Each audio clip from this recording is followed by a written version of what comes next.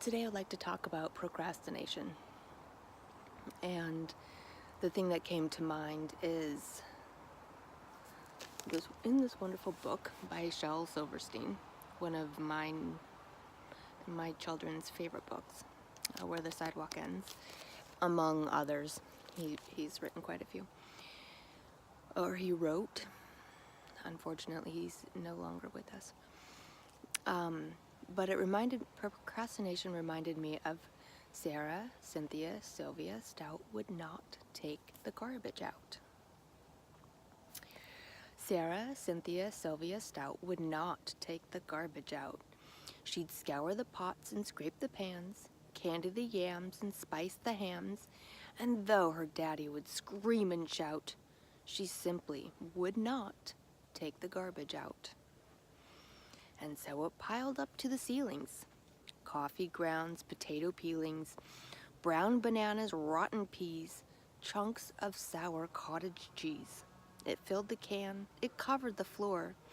It cracked the window and blocked the door with bacon rinds and chicken bones, drippy ends of ice cream cones, prune pits, peach pits, orange peel, globby glumps of cold oatmeal, pizza crusts and withered greens, soggy beans and tangerines, crust of black burnt buttered toast, grisly bits of beefy roasts. The garbage rolled on down the hall. It raised the roof, it broke the wall.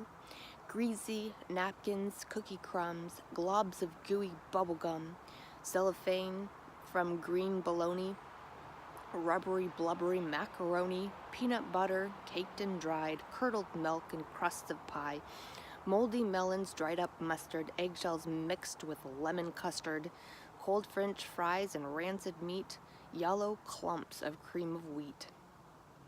At last the garbage reached so high that it finally touched the sky, and all the neighbors moved away, and none of her friends would come to play. And finally, Sarah, Cynthia Stout said, "Okay, I'll take the garbage out." But then, of course, it was too late. The garbage reached across the state, from New York to the Golden Gate, and there, in the garbage, she did hate. Poor Sarah met an awful fate that I cannot now relate, because the hour is much too late. But children, remember Sarah Stout, and always take the garbage out. Procrastination of any kind, because we all have these things that we don't particularly like to do. It creates a pileup of garbage in our life. And it's so easy. I have so many things that I like to do on the daily. I don't always get them all done. One of the things that I've been procrastinating is I have not been spinning. I have not spun that brown wool in over a week. And I always look at my spinning wheel, oh yeah, that'd be nice. But then I have all these like limiting thoughts in my head. Oh my goodness, once I start spinning, I'm not, because I get in a groove and I just want to go and go and go. You know, it's not something that I sit down and do for 5 minutes, because it takes about 5 minutes to get back into the good rhythm. So I always look at it and it's like, oh, do I really have an hour or 2 hours that I could spend doing that? Because that's often what it ends up being. And I'm like, no, because of this thing, and no, because of this thing, and no. So I limit myself. Where really, I could sit down for 15 minutes, set a little timer on my phone, 15 minutes, and do it, and be disciplined and organized about it. So I have a list of many, many things that I'd like to do every single day. And so far, on my list, making YouTube videos, doing all right. Doing Inktober, caught up. I just haven't posted my drawing for today. Etc. You know, and the list goes on and on and on. But when you look at the list of the things, it's like, oh, that's kind of a lot. So it can become this like, like when at Cynthia's house, the garbage started raising the roof. You know, sometimes it gets to this point of feeling incredibly overwhelming. And the garbage is just piling up and piling up and piling up and piling up. And then it's, what I find is that my mental space becomes filled with all these, and this, and this, and this, and this, and this, and this, and this, and this, and this, and this. And especially the buildup happens around things that I don't love doing.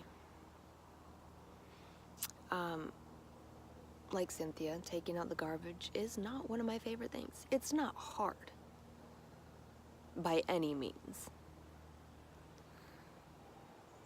It takes literally less than 2 minutes. You pull the bag out, take it out to the can, and you put a new one in. I mean, literally, 2 minutes tops. But it is one of those things that sometimes my garbage can gets overfilled. And it's silly that I let things build up. And there's other areas of my life that things definitely get built up in. And then I'm like, why? Because really, 5 minutes a day could totally take care of the whole situation, and it would never build up. Another thing that I'm not very good at is sorting my mail. I don't enjoy it. I would say 85% of the paper that gets sent to my house are things that I don't want. And the other 15% are like the bills or important information from my children's school, or, you know, things that I do need. But most of it's just ads, credit card applications, insurance companies wanting me to switch over. Like all of these papers with my personal information on it, so I just don't want to chuck it in the recycling bin. So then it's like, it just becomes one of those tasks. But as, you know, here's a week, 2 weeks, 3 weeks, 4 weeks, 5 weeks, 6 weeks, you know, all of a sudden you have this like monster stack of paper, and then you really don't want to deal with it. And at that point, because they're all different shapes and sizes, it starts the irritating process of not staying in a stack. Most of the time I don't let it build up to that point, but there are times when I'm just like, do not want to deal with it. And then I get mail from other people as well, or for other people, and so then it's like, I have to put that, you know, So it becomes this like thought,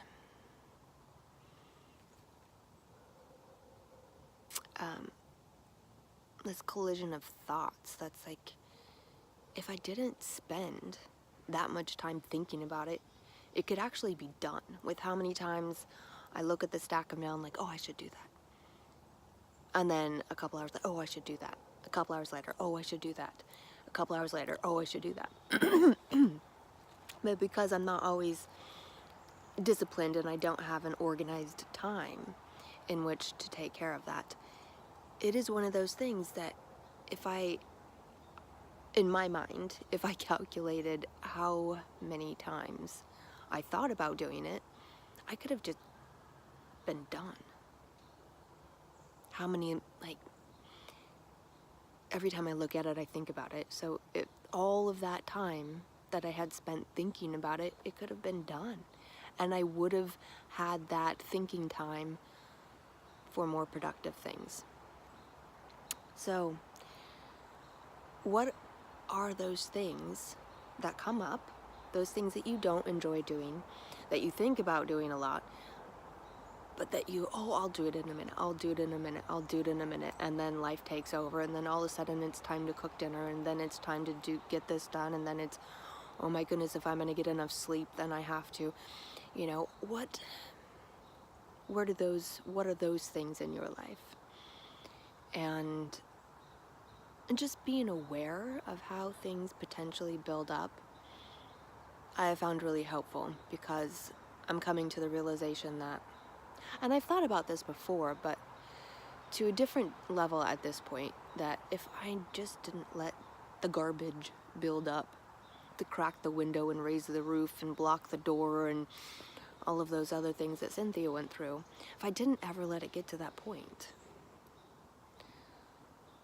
I could have a lot more productive time in my life. I could spend the 2 hours on the knitting or spinning or whatever else I would like to be doing. Okay, blessings on your day.